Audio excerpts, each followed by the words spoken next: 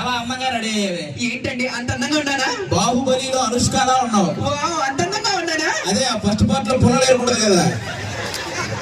అంటే అన్నానంటారు కానీ మేము ఇంత చక్కగా రెడీ అయ్యేది మేకప్ వేసేది మీకు అందంగా కనిపించడం కోసమే. అంత అలా అనుకుంటున్నారు. అలా ఏం కనిపించట్లేదు కానీ మాకు.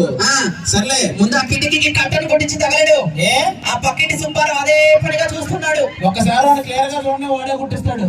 మళ్ళీ ఎందుకు కనీసం బాత్రూమ్ డోర్ అన్న పెట్టించండి. ఏమైంది? ఆ పక్కింటి లక్ష్మణరావు తొంగి తొంగి చూస్తున్నాడు. తొంగి చూస్తున్నాడా? చూసాడా? చూస్తే చంపైను. చూస్తే నువ్వు చంపడం ఎందుకు, వాడే చచ్చేవాళ్ళు. కానీ అసలు ఇప్పుడు పుట్టింటికి వెళ్ళాల్సిన అవసరం వచ్చింది. అసలే మా నాన్న నా పైన బెంగ పెట్టుకున్నాడంటండి. కూతురుకు లంగా పెట్టలేదు కానీ బెంగ పెట్టుకున్నాడా లప్పుడు గాడు. దీన్ని చేసుకోవడం వల్ల ఏ లాభం లేదండి. ఆ చదివింపులైనా వస్తాయి అనుకుంటే గుళ్ళో పెళ్లి చేసుకొని చచ్చా. అక్కడ కానుకలు ఉండి లేదంటే మొత్తం తీసుకెళ్ళి అందులో వేశారు. నాకేం వస్తాయి? నా పేరు శేషు, దీని పేరు కీర్తి. శుభలేఖలు ఏమైనా